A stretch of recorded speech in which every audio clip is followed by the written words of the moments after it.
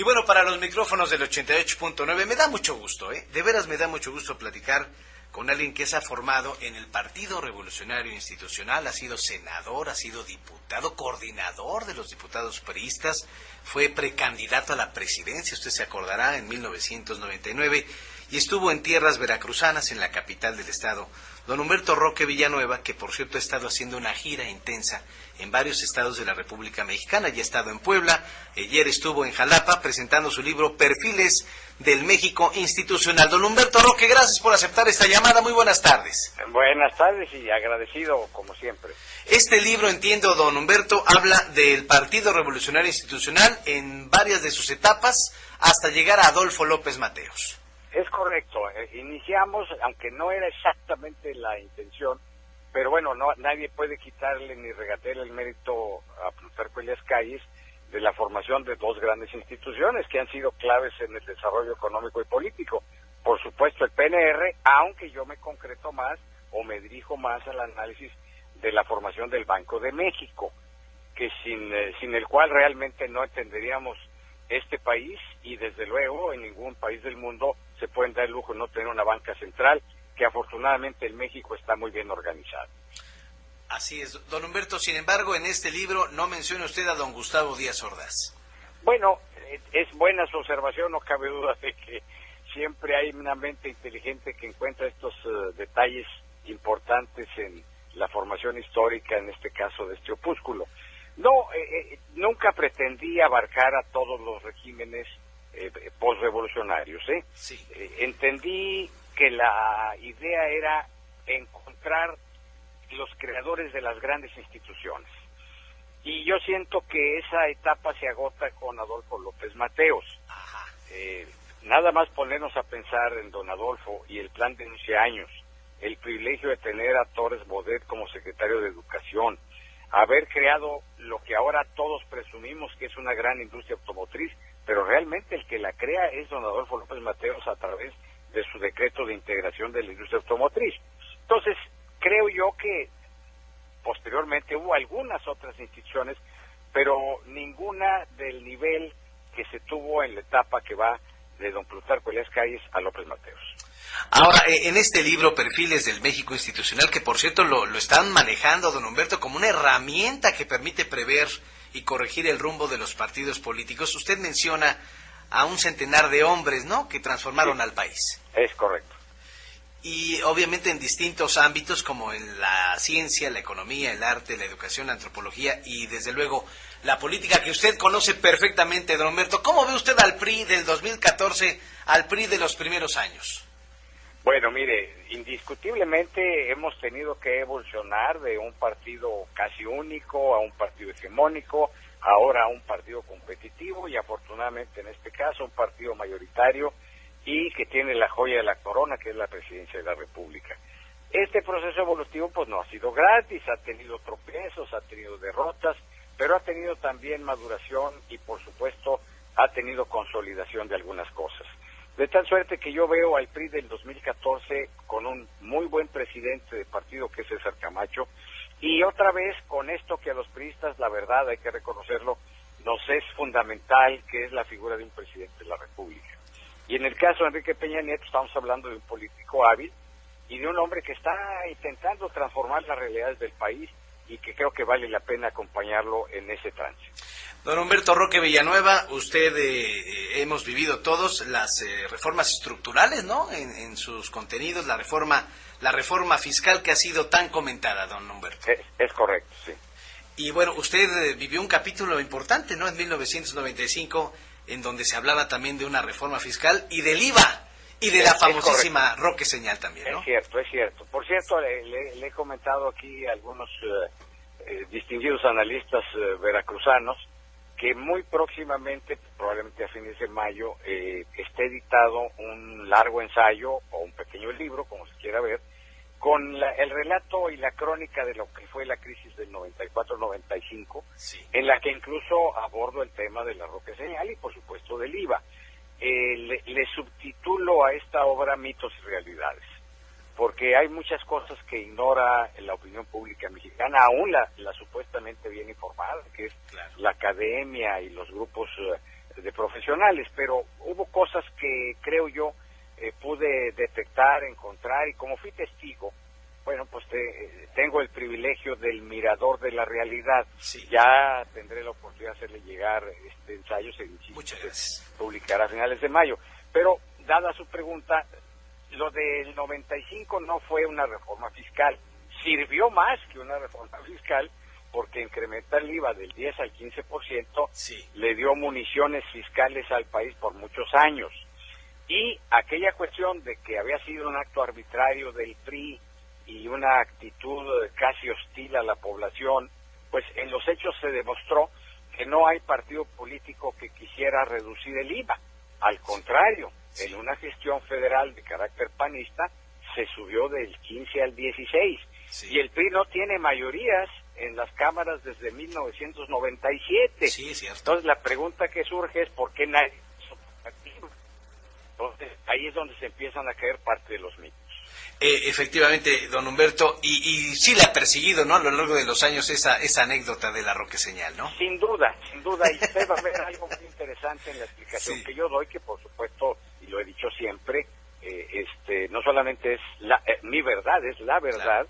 Y ahí me avalo con dos testigos de inmejorable calidad moral, Francisco Garfias y de Carlos Castillo Peraza. Sí. Más que bueno, en el caso de Garfias fue testigo, él estuvo ahí en ese momento. Sí, el periodista. Y ha tenido el valor profesional de aclarar siempre que no hubo jamás una señal obscena de mi parte. Sí, claro. Y Castillo Peraza, en la reflexión que le caracterizaba como un buen intelectual panista, sí, hace una defensa, no estando obligado para nada, pues yo pertenecí a otro partido e incluso claro. Después fui presidente del mismo, también muy considerado y atento, explicando y aclarando que a su juicio nunca existió tal señal y mucho menos que mi personalidad no iba con lo que supuestamente... Exacto. Usted es un caballero de la política, no, don muchas Humberto. Gracias. La verdad es que sí he gozado de la comprensión, la amistad y desde luego la identidad en muchos propósitos con muchos personajes de los medios de comunicación, y entendemos también que por supuesto se forman estos mitos y a veces es muy difícil desarraigarlos y tampoco es tema que nos deba de preocupar de más. Lo importante es seguir adelante, hacer cosas y por supuesto, no puedo negarlo, que el tema tan espinoso de la política fiscal pues seguirá siendo algo muy importante en este país que tendremos algún día que reflexionar con mayor madurez.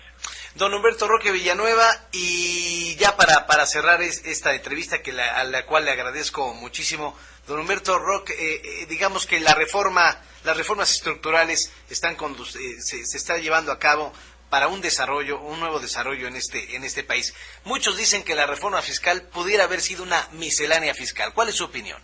Bueno, mire usted, lo que se intentó, a mi modo de ver las cosas con la reforma fiscal, fue encontrar un punto de equilibrio entre las dos fuentes de ingreso que toda estructura fiscal en el mundo tiene, el ingreso y el gasto. Y creo que se logró ese equilibrio sin que en ninguno de los casos se haya llegado a una radicalización de carácter de exacción hacia el contribuyente. Ciertamente se afectó el lado de los ingresos, y subiendo el impuesto sobre la renta, las ganancias en bolsa de valores y algún otro elemento por ahí que tiene que ver con el ingreso. Y también se afectó el gas. Unos hasta pensaron que era un poco folclórico, pero tiene su justificación en los números, por ejemplo, los alimentos para las mascotas. Y desde luego, el gran paso equilibrador de homologar el IVA en las fronteras, tanto norte como sur, por supuesto, con mayor trascendencia en la norte, por lo que siempre se ha dicho de la cercanía con Estados Unidos y la posibilidad de que ese diferencial en impuesto afectara. Sí. Lo cierto es que hasta ahorita creo que se está evidenciando que no hay una afectación mayor. La mejor prueba la tienen los datos que reporta el INEGI, quien es ahora el que formula el dato de la inflación, y salvo los 2 primeros meses donde sí se sintió el efecto de la reforma fiscal en sus términos recaudatorios y por lo tanto inflacionarios, la inflación ha vuelto a sus parámetros normales y se espera un buen desempeño de acuerdo a los datos de México. En este momento, don Humberto, Andrés Manuel López Obrador está en el Senado de la República tratando de explicarle a los senadores que va a hacer una consulta pública para la reforma energética. ¿Se privatizó el petróleo con esta reforma energética, don Humberto? Por supuesto que no. como tampoco lo estatizó o lo nacionalizó Lázaro Cárdenas. Lo que hizo Lázaro Cárdenas es expropiar todos los elementos de carácter industrial de que se disponía en aquel entonces en este país. El petróleo lo hicieron nacional y soberano, no Lázaro Cárdenas ni ningún otro presidente de la República. Lo hizo el constituyente de 1917 bajo la figura de don Venustiano Carranza. Esa fue la verdadera soberanía petrolera, porque ahí quedó muy claro que el subsuelo, y por primera vez en el mundo se aclaró que no solamente era la superficie lo que era parte del patrimonio de la nación, sino también el subsuelo.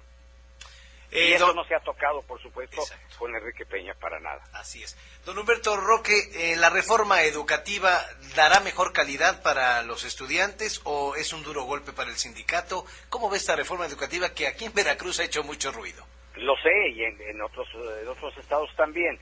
Yo la veo bien. Yo creo que se decidió o se tuvo una voluntad política importante en esta toma de decisión, y que es una reforma de largo alcance y no de fácil maduración.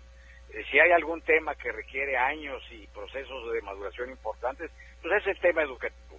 Pero si uno ve el éxito de los países del sureste asiático, en Corea, en China mismo, en fin, esos países que están dando el campanazo, si me permite usted la expresión coloquial, de la economía mundial, tienen su fundamento en una gran calidad educativa.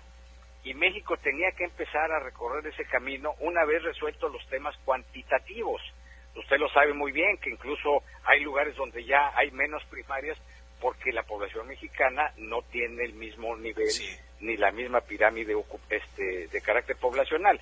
De tal suerte que nuestro tema es la calidad, y la calidad educativa es lo que se va a conseguir a través de esta reforma.